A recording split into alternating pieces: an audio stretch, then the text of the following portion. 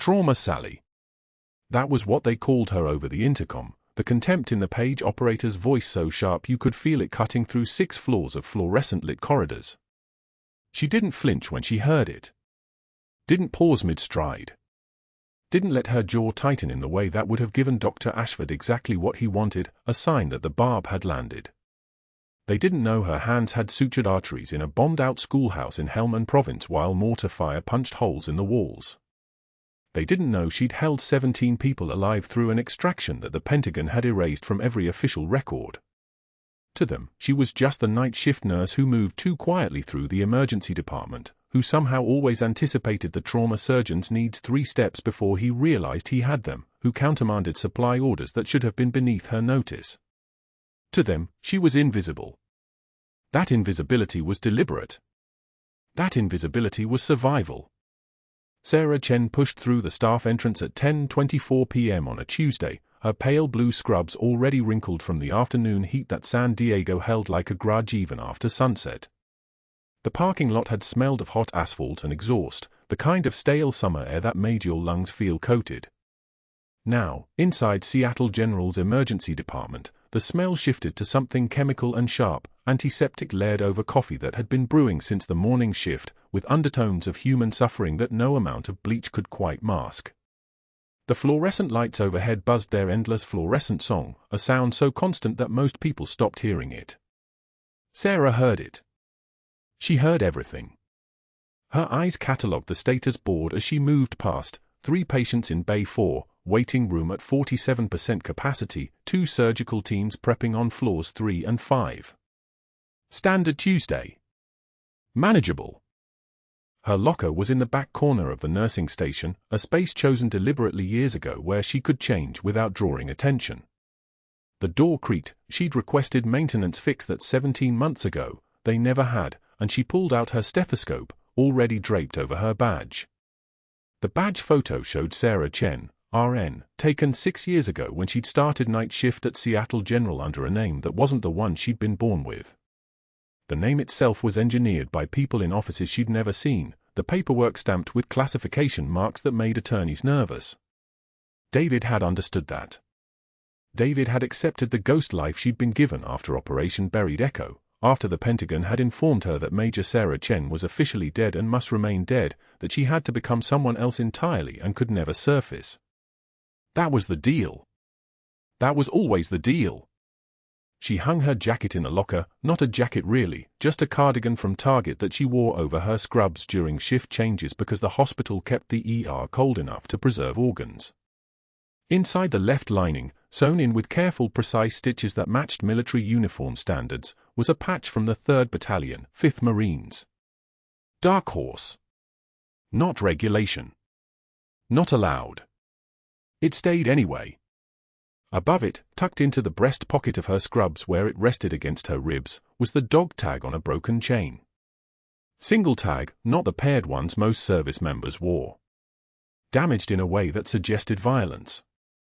That too was deliberate. A widow who'd lost her husband in a car accident didn't explain a military dog tag. A widow who'd lost her husband David in a training incident 3 years ago was just another story at Seattle General, one of 100 sad stories that people hear and then forget. The photo on her locker shelf showed David in dress uniform, collar stiff, that slight smile that had made her fall in love with him during a classified briefing in Virginia in 2004. Beside it was Marcus, her 16-year-old, in his ROTC uniform from Lincoln High. His eyes had the same particular focus that David's had, that quality of absolute attention that marked people who'd learned early that missing details could cost lives. Marcus didn't know. David hadn't told him before the aneurysm took him 3 years ago. The boy had no idea his mother held the rank of major, that she'd led 34 extraction operations across 4 countries, that the real reason she'd chosen night shift nursing was because she needed work that didn't require her to supervise people or make decisions that would escalate up chains of command that still technically existed in classified databases.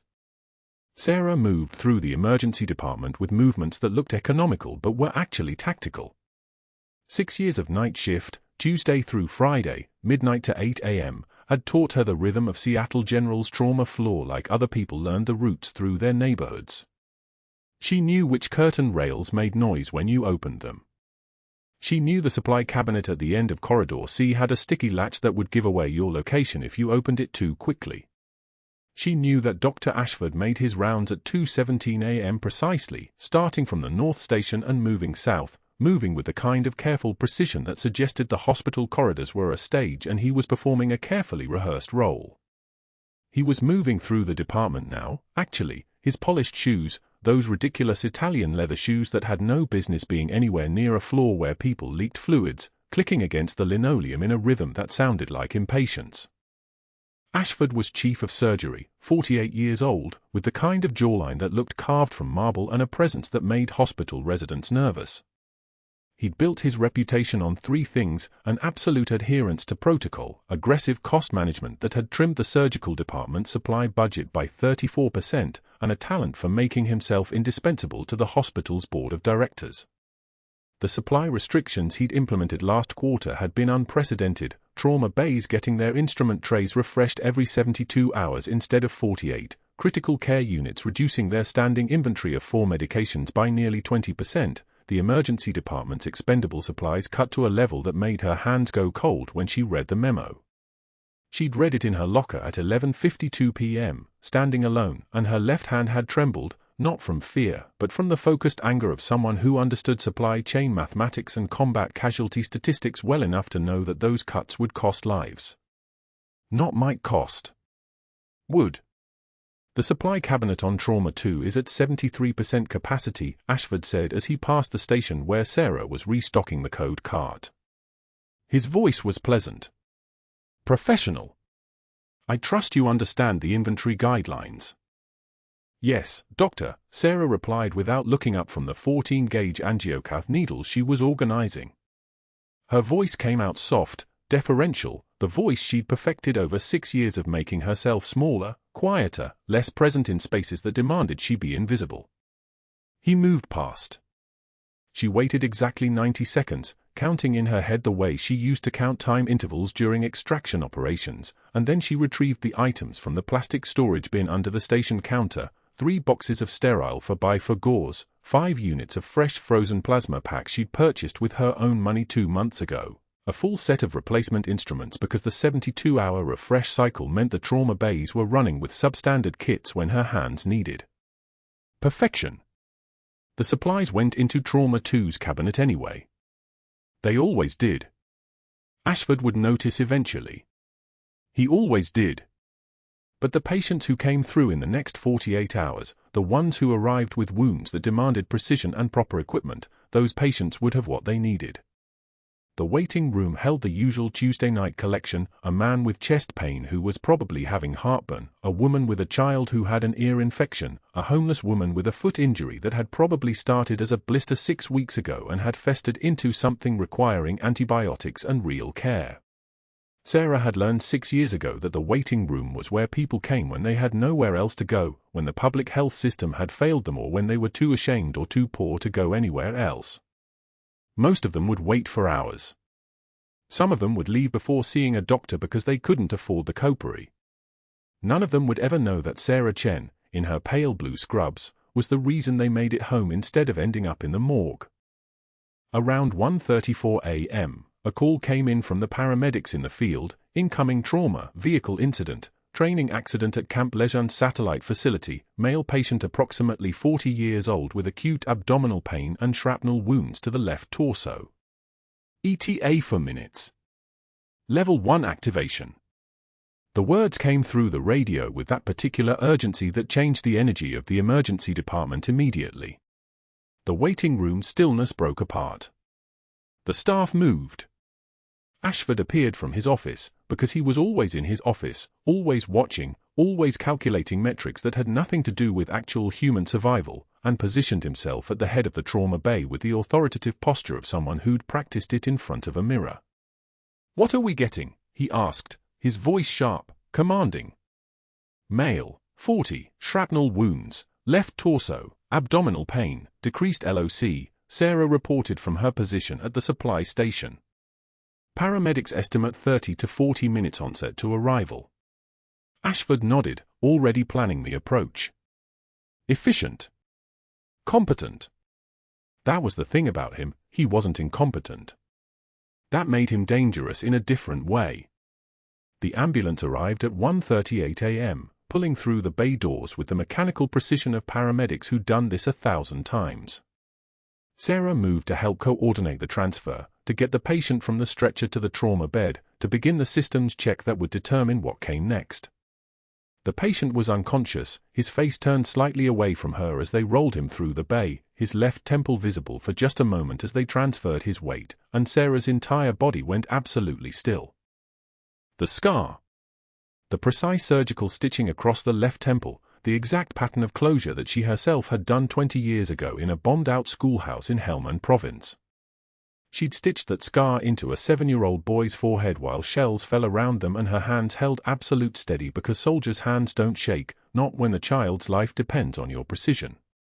She'd stitched that scar during Operation Buried Echo, the Black Ops extraction that the Pentagon had classified so completely that the child's entire existence had been erased from American military records. The same way her entire existence had been erased. The patient's name came through on the chart being wheeled alongside the stretcher: Commander Jason Torres, Marine Corps, training accident, incoming critical. Sarah's hands didn't shake. Her breathing didn't accelerate. Her expression didn't change at all.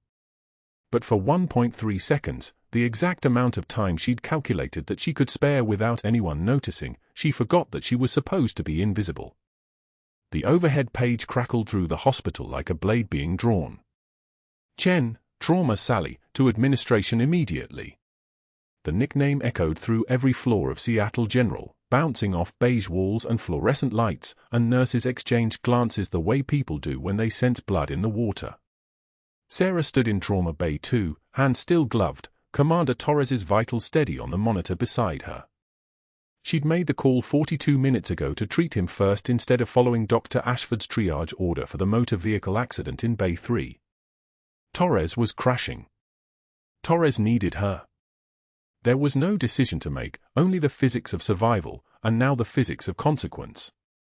She peeled off her gloves in a sharp spin, one smooth motion, and walked toward administration with measured steps. Her scrubs were still wet from the resuscitation. Blood had dried on her left forearm, just above her wrist, where the arterial line had gone in during the first minutes. The hallway smelled like antiseptic and the particular silence that comes before someone gets fired. She knew that silence. She'd heard it in interrogation rooms, in command tents at FOB Shank, in the moment before a decision becomes irreversible. Dr. Ashford was waiting in the stairwell. Not administration. The stairwell. He stepped out from behind the door like he'd been timing her footsteps, his face arranged into the kind of smile that revealed nothing but teeth. "We need to talk," he said, and his hand gripped her elbow, steering her into the supply closet 3 doors down. Fluorescent tubes hummed overhead like insects trapped in glass. The closet smelled like bleach and cardboard and the recycled air of a space too small for 2 people who weren't friends. He stepped close. Close enough that she could feel the warmth radiating from his body, close enough that his breath fogged her face in small, precise clouds. His cologne was expensive, something with cedar and authority, and beneath it, the smell of sweat. Fear smells like sweat.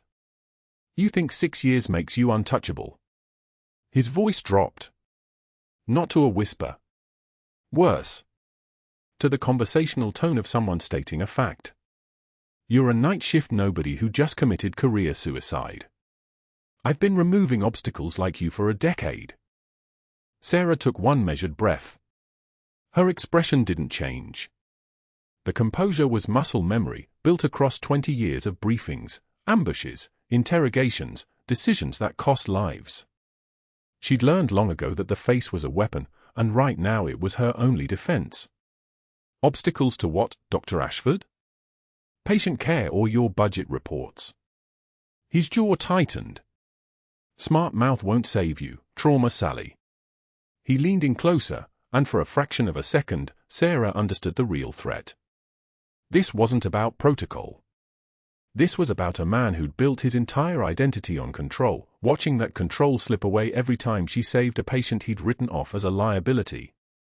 By tomorrow morning, you're going to wish you'd never heard of Seattle General. He released her elbow and left. The door closed behind him with a soft click that sounded like a lock turning. Sarah stood in the supply closet for 12 seconds, she counted them, and then she walked back out into the hallway like someone returning from a bathroom break. No tremor in her hands. No heat in her face. Just the cold clarity of someone who understood exactly what was about to happen. The next morning came gray and wet, San Diego's October rain hammering the parking lot like distant applause. Sarah arrived at 6:05, before the day's shift, before the chaos, hoping to move through the hospital like she always did, invisible, efficient, erased. She was not erased. Dr. Ashford was waiting by the staff entrance with a clipboard and 40 people already gathering as the morning shift arrived. Nurses clustered near the coffee cart. 2 residents stood by the automatic doors, still in their cars but watching. A phlebotomist dropped her bags to pay attention. The scene had the quality of a public execution, and everyone had felt the electric current of it drawing them here. Ashford smiled. Effective immediately, he announced, his voice pitched to carry across the concrete lot, Chen is removed from trauma rotation for gross insubordination and disregard for medical hierarchy. Someone who can't follow chain of command has no business in emergency medicine. He turned his eyes to Sarah like he was offering her a final chance to defend herself, but they both knew this wasn't a conversation. It was a performance. It was proof. It was a warning to everyone else watching about what happened to people who challenged him. A single tear escaped down Sarah's cheek. Just one. It surprised her, this singular break in the dam, this one drop of salt water that her body had decided to release without her permission. She wiped it with the back of her hand, one efficient movement, and met his eyes without flinching. When she spoke, her voice was so quiet that people had to stop breathing to hear it. My conscience is clear, Dr. Ashford. I wonder if you can say the same. The parking lot went very still. Not the silence of shock, but the silence of recognition, the sound of someone saying the thing everyone was thinking but too afraid to voice. Ashford's smile didn't waver. He turned and walked away, his shoes clicking against the wet asphalt, and whispers rippled through the crowd like wind through grass.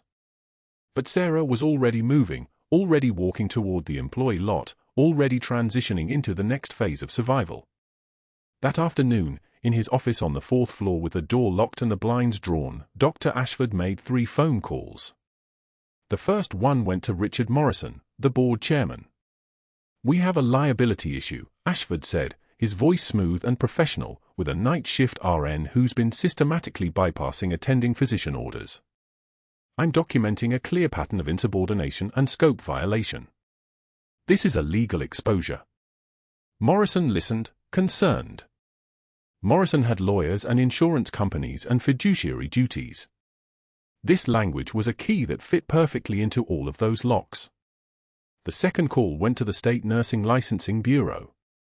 I need to report unauthorized procedures performed by an RN outside scope of practice, he said. She performed medical interventions without physician oversight in a trauma situation. I have incident reports. The woman on the other end took his information very carefully. Unauthorized procedures meant investigation. Investigation meant depositions, file reviews, potential suspension. The third call was different. This one he made himself, to HR, but the voice on the other end was his colleague Dr. Patricia Chen, head of human resources, who owed him a favor from an incident 3 years prior that he'd helped her navigate quietly. I need to file performance reviews retroactively, he said. I've been documenting concerning behaviors for months, but I want to do this the right way. By evening, falsified performance reviews had been backdated across 18 months, each one progressively worse, each one painting a portrait of a nurse who couldn't follow orders, couldn't respect authority, couldn't be trusted. By 1600 hours, Sarah's badge wouldn't open the surgical floor doors. By 1630, her patient file access was locked. By 1700, her name had been removed from the trauma rotation schedule for the next 3 months. Kelly Ramirez found her in the break room, staring at a cup of cold coffee like it contained answers. They scattered us, Kelly said quietly. She had the look of someone delivering bad news she'd already had to deliver too many times. Jenna's on night starting tomorrow. Marcus is outpatient, permanent transfer. And I'm in pediatrics as of next shift. Anyone who ever backed you up, Ashford moved them. Kelly's hands trembled slightly as she gripped the counter. Sarah, I don't know what he told them, but it's everywhere. The board is talking about investigation. Something about scope violations? Sarah set the cold coffee down. Thank you for telling me. That's not the part that matters, Kelly said. The part that matters is, you saved that Marine's life yesterday. Commander Torres. He's asking about you. His vitals are stable because of what you did, and Ashford's trying to make it sound like you committed a crime. Sarah stood and moved toward the door. I need to check on him. You can't. Kelly grabbed her hand. Your badge won't work on post-op. Ashford locked you out of everything. Sarah's eyes hardened into something Kelly had never seen before, something that looked like it had survived things that softer people would never survive. Then I'll use the stairs. The stairwell was empty, all 12 flights of it, and Sarah climbed them with the precise efficiency of someone who'd done worse. The post-op recovery unit was on floor 5. She emerged into a hallway that smelled like saline and wound dressing and the particular exhaustion of people who'd been awake for 18 hours straight. Torres was in room 504, his chest wrapped, his eyes closed, his breathing steady through a nasal cannula delivering oxygen at 2 liters per minute. When she entered, he opened his eyes immediately, the reaction of a military man whose survival instinct never fully powered down. His gaze tracked to her face and something shifted in his expression. Recognition. Not the recognition of a patient seeing a nurse. The recognition of someone seeing a face from a memory so old and so deep that he'd convinced himself it was a dream. I know you, he said. His voice was rough from intubation, but the tone was certain. From before the Corps. From. Sarah pressed a single finger to her lips, the gesture universal, timeless, absolute.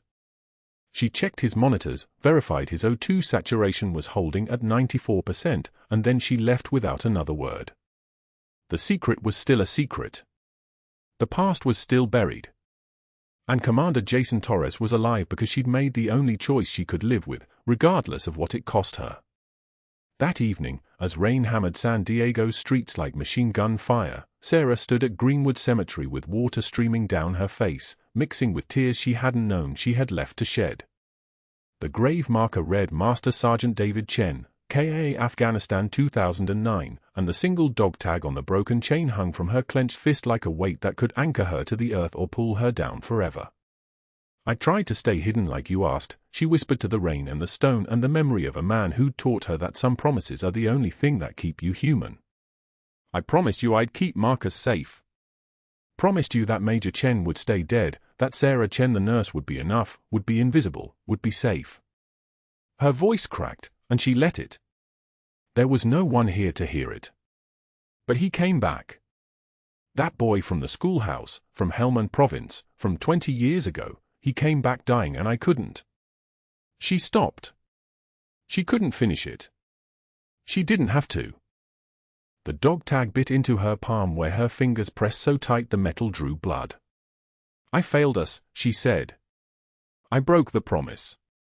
Thunder answered her, rolling across the city like the percussion of a world that didn't care about promises or hidden identities or the price of staying alive when staying alive meant becoming invisible to everyone you loved.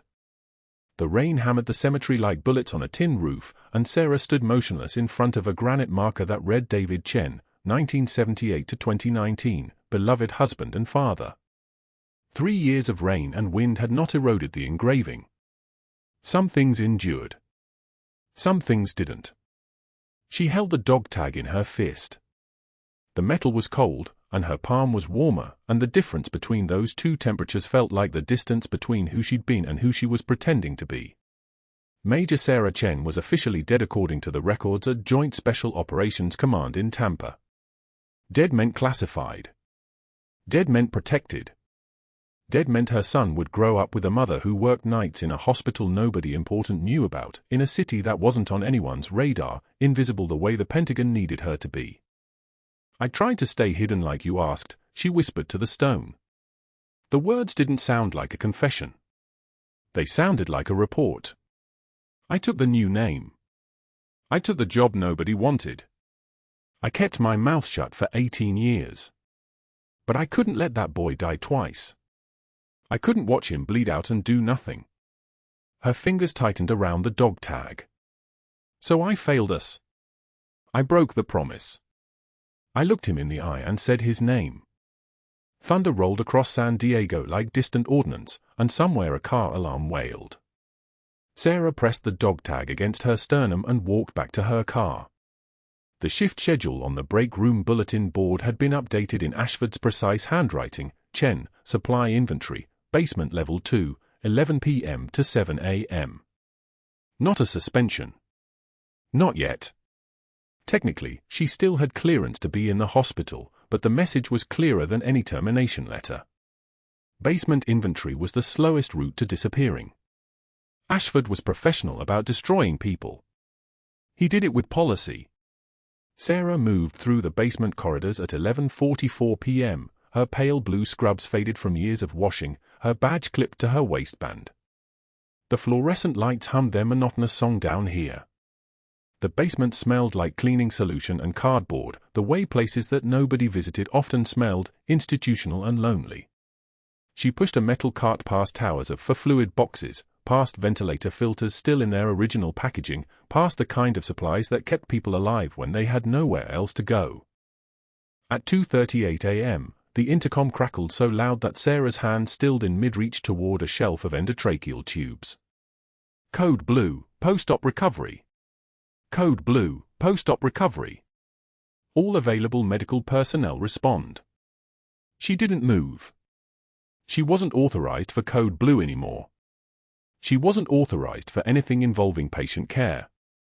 The termination hearing was scheduled for 9 a.m., and Ashford had made certain she understood that any unauthorized clinical intervention would constitute grounds for immediate dismissal and potential licensing investigation. The message had been clear. The phone calls he'd made, she could read between the lines. Board Chairman. State Licensing Bureau. HR Department. The intercom sounded again, urgent now. Code Blue, post-op recovery. Trauma response required. Sarah's hands moved before her mind caught up with them. She'd spent 20 years in places where protocols were suggestions and people died from hesitation. She dropped the inventory clipboard and ran. The basement stairs were concrete and cold under her feet. She took them 3 at a time, muscle memory overriding decision. The stairwell door burst open into the post-op corridor, where she could already hear the chaos, voices shouting over the wailing of monitors, the frantic beeping of an alarm that meant someone's heart had decided to stop. Post-op recovery was organized chaos wearing surgical masks. Nurses moved like sharks, predatory and precise. The crash cart was already there, defibrillator pads applied to a chest covered in surgical tape. Commander Jason Torres lay motionless on the recovery bed, his face the color of bad paint, and his post-operative chest dressing was no longer white. It was crimson. Blood pooled on the sheets beneath him, and more was coming, pumping out with each mechanical heartbeat. Level 1 trauma, someone was shouting. Get 2 units of ONEG up here now. Where the hell is the chest tube kit? Dr. Ashford stood at the head of the bed, his hands positioned for external cardiac compression, sweat already darkening his surgical cap. When he saw Sarah, his eyes narrowed, not with surprise, but with calculation, the way a chess player recognizes a move in an endgame. I said get chest tube equipment from supply, Ashford barked at a nurse. 2 minutes minimum. This patient is decompensating. BP is 60 over nothing. O2 is 62 and falling. Sarah crossed the room without permission. Torres's exposed wound told her everything. The surgical repair had been clean, but there was a void there now, a darkness in the tissue that meant something had ruptured beneath the surface. Missed shrapnel, her mind said in a voice that sounded like the battlefield surgeon she'd trained under in Kandahar. Pneumothorax. Hemothorax. He's drowning in his own blood. Torres's personal effects sat on a metal side table, uniform pieces, a small rucksack, a canvas pack with Torres, J stenciled in faded ink. Sarah grabbed it. The pack smelled like diesel and dust and something else, something that smelled like home if home was a place you'd buried 20 years ago. She tore it open and found what she needed, 3 MRE packets, still sealed. Chen, step back, Ashford said, not looking away from the monitor. You're not authorized. Sarah tore open an MRE packet with her teeth. The plastic crinkled like gunfire in a quiet room. She pulled out the waterproof ration bag inside and cut it with trauma shears from her pocket, shears she'd carried for 18 years even though she wasn't supposed to be a trauma nurse anymore, shears that had her old call sign etched so faintly on the handle that only she would recognize it. The plastic square was maybe 4 inches. It would have to be enough. Torres's breathing had become a sound like a collapsing building. Sucking. Wet. The kind of sound that meant his lung was pulling blood into the airway. Sarah's hands moved with the precision of someone who'd done this on rubble, on rooftops, in the dark. She positioned the plastic over the wound, found the blood-slicked edges of the tissue, and pressed. "What the hell are you doing?" Ashford's voice had risen to a register Sarah had heard before, in men who were losing control of a situation. "You performing an unauthorized procedure. Stop immediately." Sarah ignored him. She pulled tape from the supply cart with one hand while her other hand held pressure on the seal. "Tape the top. Tape the sides. Leave one corner open so air and blood could escape but not enter." The improvised chest seal held. Torres gasped, and Sarah watched his O2 numbers climb. 62, 68. 75, 82. The numbers were climbing because he could breathe now, because the collapsed lung was beginning to re-inflate, because a piece of plastic cut from a meals ready-to-eat packet was doing the job that $2 million equipment was supposed to do. Torres's eyes opened. His mouth moved. His voice was a whisper that was somehow louder than all the monitors and alarms and shouting, "Major Chen." Sarah's hand flew to his mouth, not hard, just present, covering the words that couldn't be unsaid. But it was already too late. Dr. Ashford stood completely still, holding the defibrillator paddles in both hands, and his eyes had gone flat. Not angry. Worse than angry. Understanding. The crash team arrived 60 seconds later with proper equipment, a surgical chest tube kit, sealed packages that cost more than Sarah's monthly rent, medications in syringes that bore pharmaceutical company logos.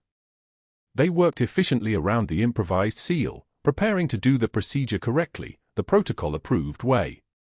Torres's vitals stabilized. His breathing eased. The disaster reversed itself, became survivable, became a story someone would tell later. Ashford set down the defibrillator paddles with deliberate precision. He turned to Sarah, and his smile was the smile of a man who had just been handed exactly what he needed. "Everyone out except the trauma team," he said quietly. "Chen, you stay." The room emptied. Nurses melted away like snow. Sarah stood next to Torres's recovery bed, still covered in blood that wasn't hers, watching Dr. Ashford approach with the certainty of a verdict being read. "You just performed an unauthorized medical procedure," he said, "while under investigation for insubordination and protocol violation. On a patient you had no authorization to touch. That's assault.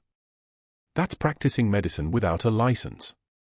Sarah's voice was level. "That's triage." Ashford moved toward the door, already pulling his phone from his pocket. "We'll let the board and the licensing bureau decide. You're done here. Security will escort you out." He was already dialing. The phone pressed against his ear. "This is Dr. Ashford. I need to report a serious incident involving an authorized clinical practice." Sarah didn't move. She stood in the fluorescent light of post-op recovery, her scrubs blood-stained, her hands trembling not from fear but from the restraint of 18 years of military discipline, and she thought about David's grave and the broken chain and the dog tag that had somehow ended up in her fist again, the way all roads seemed to lead backward no matter how hard you tried to move forward. The phone call started at 11:16 p.m., before the fluorescent lights in Seattle General had even dimmed for the night shift. Dr. Ashford sat in his office on the 14th floor, the city sprawling dark beneath him, and he made the first call to Richard Morrison, the board chairman, his voice steady and precise like a blade finding bone. "We have a critical liability issue," Ashford said, and Morrison listened while Ashford built his narrative brick by brick: the unauthorized procedure, the compromised judgment, the pattern of recklessness that endangered patients. "I'm documenting everything," Ashford said. "She's a liability we can't afford." Morrison promised to convene an emergency session at 6 a.m. The second call went to the State Nursing Board at their after-hours compliance line, where Ashford left a detailed message about unauthorized invasive procedures performed by a nurse on active suspension, about deviation from established protocols, about a potential criminal negligence angle that warranted immediate investigation. His words were measured, each one positioned like a surgeon placing sutures. The third call took longer. He reached the HR director at home, spoke in low, urgent tones about fabricated documentation he'd been compiling for 18 months, performance reviews showing insubordination, incident reports detailing her resistance to cost-cutting measures that were entirely within protocol, notes about her the dangerous hero complex that endangered patients by overstepping her scope of practice. "I should have acted sooner," Ashford said, his voice carrying the weight of a man who'd finally found the courage to do what was necessary. "I was hoping she'd improve. Last night proved she won't." By 5 a.m., Ashford had assembled 3 thick folders. Each contained performance documentation dating back 18 months, each entry methodically written in his precise handwriting, each one a deliberate fiction. The reviews mentioned 3 specific instances of insubordination, dates, times, witness signatures that he'd added in the early morning hours. One review noted her pattern of questioning physician decisions, another documented her refusal to comply with supply restriction protocols, a third described her as possessing judgment that supersedes her credentials. At the bottom of the final folder, he'd written a summary statement: Nurse Chen demonstrates a consistent pattern of dangerous decision-making that poses significant liability to Seattle General. Her actions endanger patient safety and institutional integrity. Immediate termination is recommended. His signature looked calm. It looked professional. It looked like the decision of a man protecting his hospital. The systematic dismantling came next. Between 5:15 and 5:36 a.m., Ashford sent automated reassignment notices to the nursing staff. Every nurse who'd worked regularly with Sarah Chen received new floor assignments: Jessica Torres to pediatrics, Helen Kowalski to infectious disease, Marcus Chen's mother would wait. Wrong Marcus. Sarah's allies scattered across the hospital like ash from a fire. Then he called IT. "I need to restrict access to patient files for one user," he said. "Nursing credentials for Sarah Chen. Effective immediately." The system updated at 5:33 a.m. Sarah's badge still worked for doors, but the computers would reject her. No records. No charts. No evidence of anything she'd witnessed or anyone she'd tried to help. The isolation was complete. The emergency board meeting convened at 6 a.m. sharp in the executive conference room on the top floor. 6 board members sat around a polished oak table while Ashford presented his folders like a prosecutor presenting a case. 18 months of documentation, he said, sliding the first file across to Morrison. A pattern that's been escalating. He walked them through each fabricated incident with the calm authority of a man who'd spent his career in rooms like this. The board members nodded. They took notes. One asked a question and Ashford answered it perfectly, his voice never wavering, his confidence absolute. "Last night she performed an invasive procedure without authorization," he said. "On a patient I'd explicitly placed on restricted status. This isn't negligence, this is a disciplinary pattern culminating in active insubordination." Morrison looked at the other board members. No one spoke. The silence lasted exactly 8 seconds. All in favor of immediate termination, effective this morning. 5 hands rose. Then a 6th. "It's unanimous," Morrison said. "Her access badge will be deactivated within the hour. Security will escort her from the premises. We'll coordinate with the state board and document everything for potential criminal referral." Ashford gathered his folders. His work was done. He'd walked into that room with her career and walked out with it under his arm like a trophy. By 8 a.m., Sarah was pulling items from her locker in the staff room on the second floor. Stethoscope first, then the family photograph, David in his dress uniform, Marcus at 5 years old, her own face younger and unmarked by 18 years of carrying secrets. Then the dog tag. The single dog tag on the broken chain, the last physical proof that Major Sarah Chen had ever existed. She placed it carefully on top of the cardboard box, right where it could catch the light. Her hands moved with practiced calm. She didn't rush. She didn't tremble. Around her, nurses watched from doorways and hallway corners, Jessica, Helen, the others, but none of them approached. Ashford had made his positions clear. Supporting Sarah meant career consequences. The room smelled like antiseptic and something else, something like defeat, like the air after all the oxygen has been used up. Sarah had just sealed the box with grey packing tape when the main entrance doors burst open 4 floors below. The sound travelled upward through the stairwell, echoing against concrete and rebar, not the normal hydraulic hiss of the automatic doors opening for an arriving ambulance or staff rotation. This was violence. This was impact. Sarah's hand stilled on the tape dispenser. Around her, nurses straightened. Something in that sound carried a message, like a rifle bolt being chambered in another room.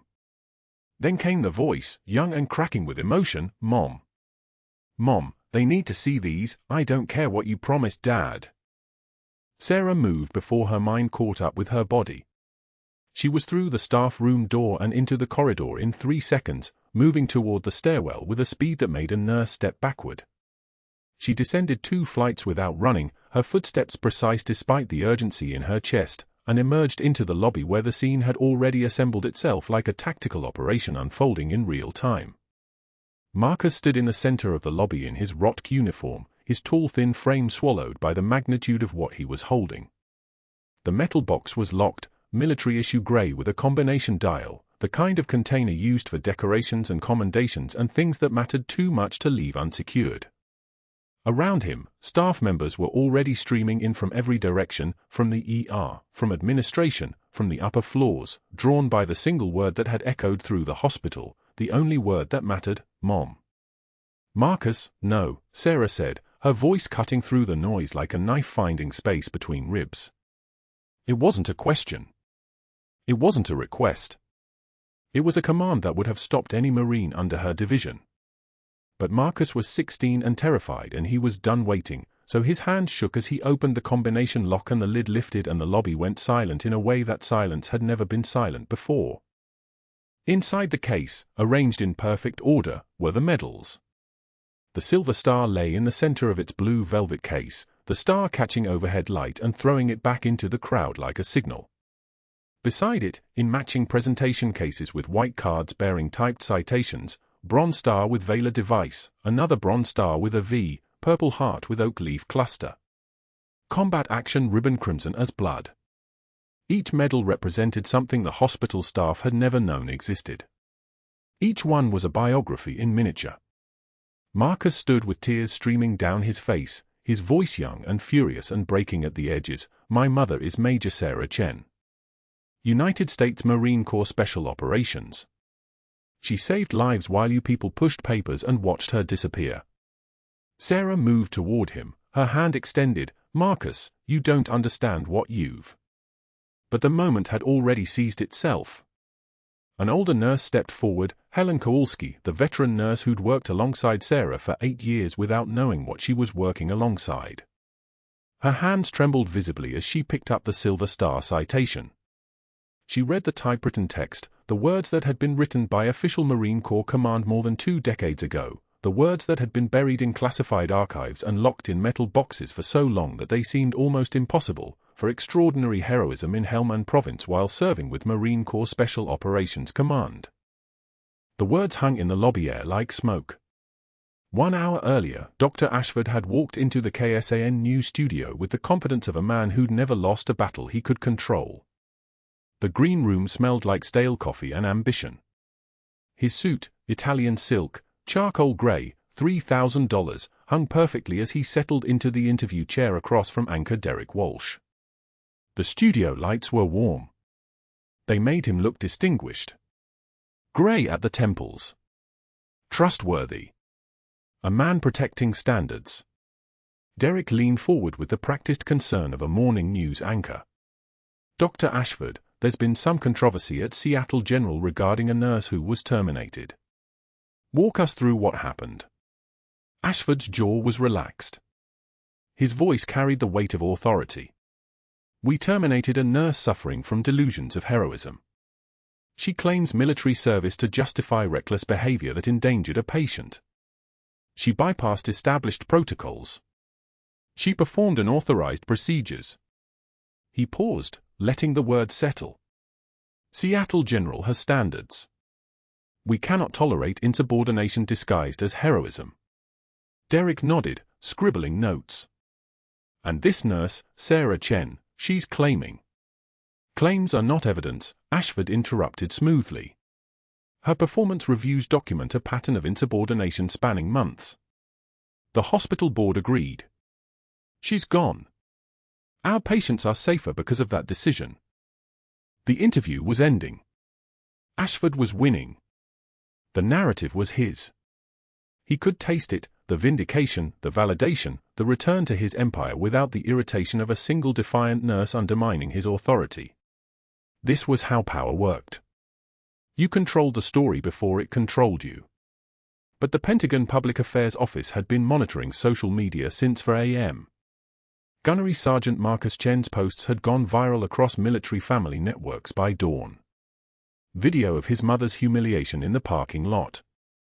Screenshots of her termination letter. Hashtags, #Justice for Major Chen, #Military Women Matter, #Seattle General Fail. The posts had reached 20,000 military families by 6:51 a.m. 40,000 by 7:15. By the time Ashford sat down across from Derek Walsh, the Navy was already moving. Derek's earpiece crackled. He pressed his hand to it, frowning slightly. His producer's voice, urgent, escalating. Something about the Pentagon. Something about confirmation. Derek's eyes shifted to Ashford with new calculation. Doctor, we're receiving information that contradicts your statement. We have a Navy spokesperson requesting to join this broadcast. Lieutenant Commander Patricia Vance, Naval Public Affairs. She's calling in live. One moment. Ashford's posture didn't change.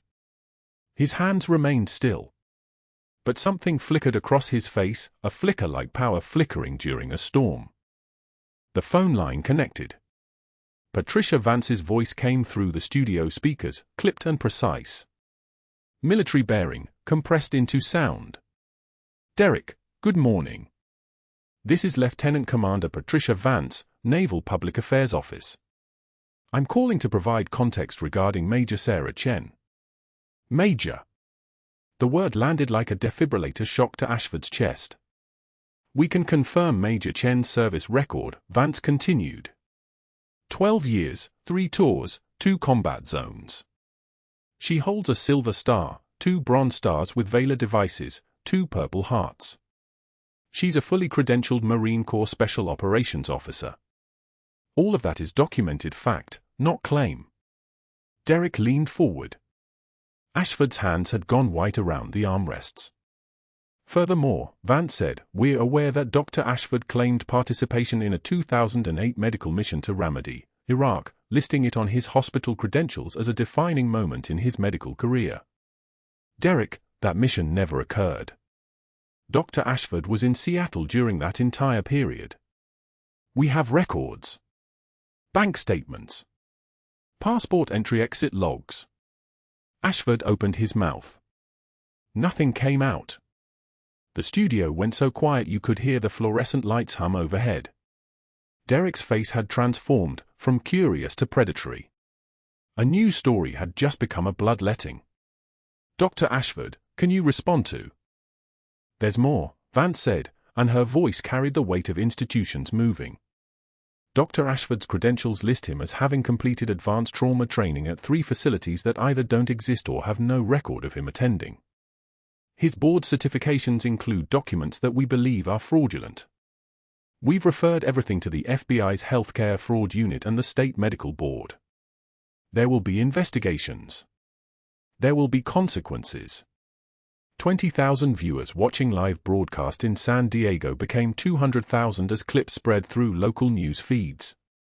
Then 2 million as Reddit and Twitter activated. The story was no longer about a nurse's termination. It was about a man with a title and a fabricated past. Ashford tried again. This is a misunderstanding. I can explain. You can explain it to the licensing board, Vance said. And then the line went dead. Derek sat back, letting the silence speak. Ashford's face had drained of color, the kind of colorlessness that comes when the machinery of government decides to move against you. His expensive suit looked suddenly obscene. His trembling hands looked suddenly guilty. Back at Seattle General, in the lobby where staff still held Sarah's medal citations, someone's phone buzzed. Then another. Then 3 more. The KSAN news broadcast, live. Derek Walsh speaking to a camera, Ashford's face frozen in shock behind him. The Pentagon spokesperson's voice playing across phones like a judgment. Helen Kowalski watched, mouth open. Kelly Ramirez gripped the Silver Star citation so tightly her knuckles went white. Jenna Rodriguez whispered, "He's going down." Oh my God, he's actually going down. Commander Torres stood despite his surgical pain, his face hard as granite. Operation Buried Echo, he said quietly, confirming what the retired SEAL had already spoken. Classified. Black Ops. 20 years ago. She pulled me from wreckage in Helmand Province. Nobody was supposed to ever know. Board Chairman Richard Morrison appeared at the lobby entrance, phone pressed to his ear, his face the color of old bruises. He'd been watching the broadcast in his office. The implications were cascading. The liability. The fraud. The destroyed career of a nurse he'd betrayed because a man in an expensive suit had whispered the right words in the right ears. Morrison's eyes found Ashford, still in the KSAN studio, still watching his life collapse on a monitor in the green room, security guards already moving toward him. Morrison didn't need to wait for the live feed to end. He knew what was coming. Federal investigations. State board suspension. Criminal referral. The machinery was moving. It would grind for years. Morrison pointed at Ashford across the distance, even though Ashford wasn't there to see it. My office, he said anyway. Now. 2 hospital security guards appeared like they'd been waiting for this signal. They flanked Ashford, who stood on shaking legs. The expensive suit wasn't protecting him anymore. Nothing was. The guards escorted him toward the administrative wing, and staff parted in a silent corridor, the only sound the click of his Italian shoes on marble, each footstep a countdown to whatever came next. Sarah stood motionless in the center of the lobby, Marcus beside her, her hand, the hand that had stitched wounds and started fours for 6 years in shadows, finally still on his shoulder. The medals lay on the table in front of her like proof of a life that had been sealed away, and now that seal was breaking open under the pressure of 20 million people watching a government agency dismantle a man on live television. Helen approached slowly, as if moving too quickly might shatter something. Major Chen, she said, and the rank sounded strange in her voice, a word that belonged to military ceremonies and formal occasions, not to the nurse who'd been called Trauma Sally with mockery just 72 hours ago. We didn't know. We should have. You weren't supposed to know, Sarah said quietly. Her voice hadn't changed. It never changed. But underneath it was something different, a tone that suggested she'd been carrying classified information the way some people carry scars. That was the point. That was the protocol. Stay invisible. Stay useful. Stay hidden. She looked at Marcus, this boy who decided that her secret mattered less than her vindication. His face was streaked with tears, his hands shaking from adrenaline and rage and the specific exhaustion that comes from watching your parent be destroyed and then watching your parent be vindicated in the same afternoon. Commander Torres stepped forward, and his movement was military, measured, respectful, nothing wasted. His surgical wound pulled against the movement, but he ignored it. His hand extended. "Thank you for my life, Major." Both times. Sarah took his hand. Her grip was steady. "Just doing my job, Commander." Both times. The lobby had transformed into something sacred, the kind of space where respect moves like electricity, where people understand that they're standing near someone who'd lived in a world they couldn't comprehend, done things that couldn't be undone, and carried it all alone until a 16-year-old boy decided that silence had expired. Gunnery Sergeant Rains approached, that grizzled SEAL who'd already told the truth about Operation Buried Echo. He stood at attention, didn't salute, protocols mattered, but his bearing said everything: respect, recognition, the specific acknowledgement that comes between warriors when one of them steps out of shadows. "Major," he said simply. "Welcome home." Sarah nodded. Nothing more was needed. Outside the hospital, rain began to fall. Hard rain, the kind that hammers like applause against windows, like acknowledgement from the sky itself. In the parking lot, Dr. Ashford sat in the back of a hospital security vehicle, his face in his hands, his $3,000 suit soaked because no one had bothered to shield him from the weather. The machinery had moved fast. Faster than he could run. Faster than his connections could protect him. His career, the one he'd built on falsified credentials and stolen valor and the specific cruelty of powerful men, would take 6 months to fully disintegrate. Criminal charges would come. The FBI investigation would expand. Other medical centers would discover other lies. Other patients would come forward. But in this moment, sitting in the back of a hospital vehicle, watching the rain hammer the windows, he finally understood what Sarah had understood on her first day hiding her past, that some sins don't forgive themselves, and some debts are collected by institutions larger than any individual pride. In her office 6 months later, Sarah Chen stood before the window that overlooked San Diego, watching the city breathe beneath her feet. The Veterans Care Unit occupied the entire 3rd floor now. 38 beds. State-of-the-art equipment. A staff she'd personally selected from nurses and doctors who understood what it meant to carry classified trauma, to have bodies shaped by violence, to need care that went deeper than standard protocols allowed. Her title on the door read, Director, Veterans Care Unit, Marine Corps Reserve, retired. But staff called her Major. Not out of protocol. Out of respect.